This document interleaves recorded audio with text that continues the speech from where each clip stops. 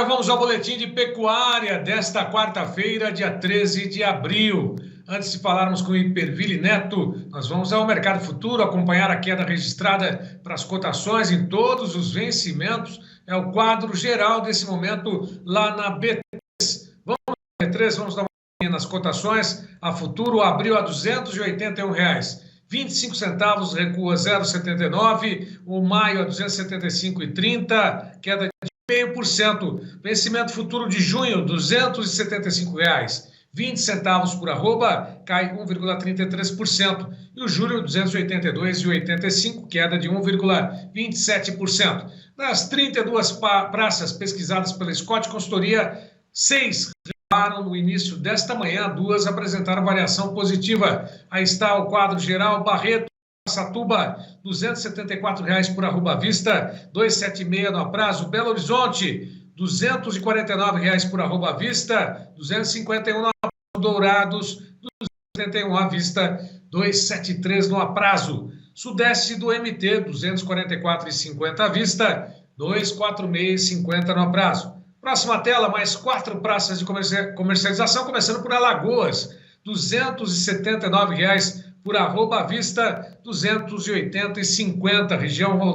sudeste de Rondônia, 231,50 à vista, 233,50 no aprazo. Acre, 234,50 à vista, 236,50 a prazo. Espírito Santo, a média do estado, R$ 239,50 por arroba à vista, 241,50 no aprazo, já descontado fundo rural. Nós vamos agora falar sobre a influência do dólar, sobre o mercado e também, lógico, a atratividade de confinamento, além das informações e abates desse primeiro semestre que ainda está corrente de 2023. Nós vamos até Bebedouro conversar com o Iperville Neto, que já está conosco. Iperville, obrigado mais uma vez pela tua participação conosco. Como é que está o dólar abaixo dos R$5, oscilando nessa casa dos R$5? Que influência tem direta sobre o mercado do boi gordo? Olá, Braga, olá a todos.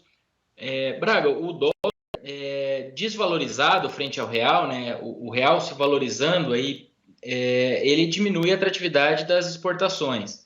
Então a gente tem observado esse efeito nas curvas de preços futuros, possivelmente influenciado por esse cenário de valorização do real. E essa valorização ocorrida pelos números positivos da inflação, né? Que podem gerar uma redução de taxa de juros antes. Isso gera estímulo ao investimento na Bolsa e entra capital no Brasil, valorizando o real frente ao dólar.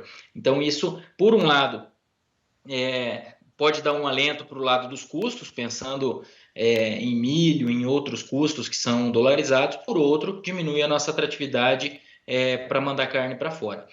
E aí nós temos algumas ponderações, né? Que enquanto esses preços futuros sentem esse cenário do câmbio do real se valorizando, eles também afetam a atratividade do confinamento, que quando a gente pega os números do confinamento, alguns cálculos, algumas contas aí que a gente às vezes acompanha, elas vinham melhorando, porque a relação de troca com a reposição continua interessante, e o milho vinha dando uma boa trégua, né? Vem dando uma boa trégua nessas últimas semanas, principalmente.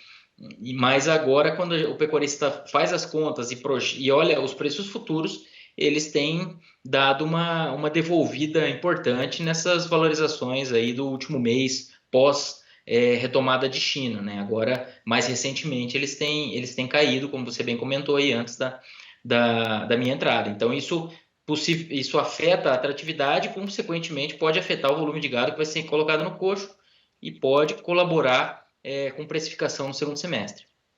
Bom, e de alguma forma toda essa dinâmica voltada a uma redução da atratividade do confinamento, voltada até mesmo o menor interesse, não digo que isso vá acontecer num grande volume, lógico, nas exportações, diante desse preço da moeda norte-americana, do dólar em queda, hoje bateu 4,93, 4,94, ficou nessa faixa de cotação de preços, e a tendência de que o dólar ainda pressionado pela entrada, um fluxo muito grande de dólares aqui no Brasil. Isso significa que a carne vai ficar mais barata no comércio varejista e isso pode, de alguma forma, diminuir a pressão sobre a inflação, sobre o preço da carne oferecida ao mercado consumidor? Braga, se a gente tiver a confirmação de que esse câmbio realmente afete as exportações e associado a um cenário de oferta maior em 2023, que a gente deve ir confirmando ao longo dos meses, isso poderia gerar uma desvalorização ao longo da cadeia, consequentemente o varejo, como a gente comentou ontem, se não me engano, o varejo geralmente absorve um pouco dessa margem nos momentos de queda. Mas se o atacado ceder bastante ou ceder de uma maneira mais expressiva, é possível que chegue ao consumidor alguma diminuição de preço. Mas a gente tem que, tudo isso, vamos dizer, essa queda nos preços futuros é o mercado futuro, os agentes ali do mercado futuro tentando precificar isso. Eu não sei se a gente efetivamente vai ter uma queda tão importante de exportações. Claro que no momento, vamos dizer, se o dólar continuar se desvalorizando, aí a conversa muda, mas esse grau que o câmbio deu aí, nós temos que acompanhar como que vai ocorrer essa evolução, porque a conjuntura internacional ela é favorável ao Brasil em 2023. Então, nós temos aí diversos concorrentes sem grande capacidade de brigar muito com a gente no mercado externo, basicamente a Austrália, que deve ter aumento de oferta e de exportação esse ano, segundo o USDA. Então, eu não sei se o câmbio não mudar consistentemente de patamar e se mantiver nesse patamar de real valorizado, o dólar mais desvalorizado, eu acho que a gente tem espaço para continuar com exportações interessantes. Vamos acompanhar. Foram apenas 2 dias aí desse movimento pós esses dados de inflação mais acomodados do IPCA, né, que jogaram a inflação para dentro aí da meta, na verdade, abaixo da banda superior da meta de inflação. Né? Então vamos lá, vamos acompanhar. Bom, você preparou também um gráfico para a gente, para entender um pouquinho melhor como é que estão os abates, tanto de fêmeas quanto de machos. O Gleidson vai colocar no ar para que a gente possa entender e ampliar para que você possa comentar a evolução desses abates, tanto de fêmeas quanto de machos. Como é que a gente pode entender, quem nos acompanha, esse gráfico? Linha vermelha e linha azul. Braga, esse gráfico ele é para, vamos dizer, ajudar a desenhar o que a gente espera para os próximos meses e para o longo do ano. O que ele mostra? Vamos explicar o que ele é. A linha vermelha mostra a distribuição dos abates de fêmeas ao longo do ano, na média de 2010 a 2022. Então, o que quer dizer, por exemplo, ali em março, aquele 9,4%?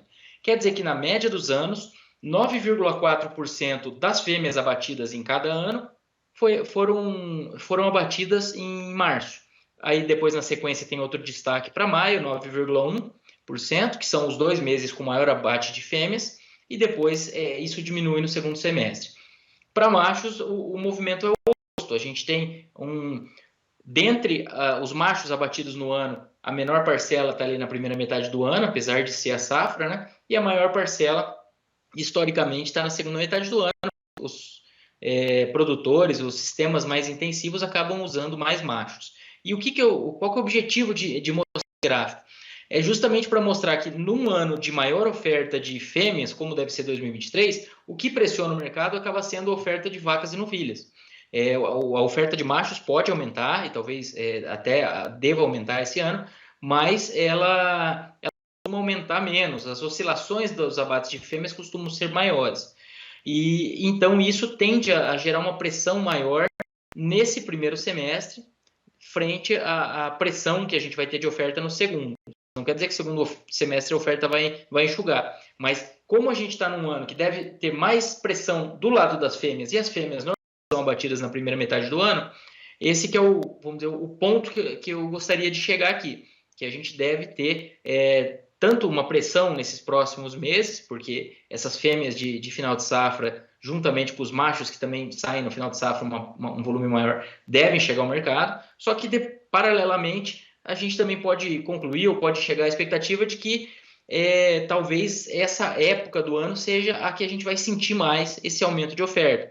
Talvez nesse segundo semestre, ainda mais quando a gente considera que preços futuros têm se tornado menos atrativos aí para o confinamento, talvez no segundo semestre a gente tenha um volume de gado mais enxuto. Consequentemente, se as exportações evoluírem e se o consumo doméstico também fizer a sua parte, é possível que a gente tenha preços mais sustentados e até com alguma evolução. Não deve ser um ano de preços fortes, de mercado explosivo, nada disso. Mas talvez esse mercado evoluindo um pouco mais até do que os preços futuros têm apontado.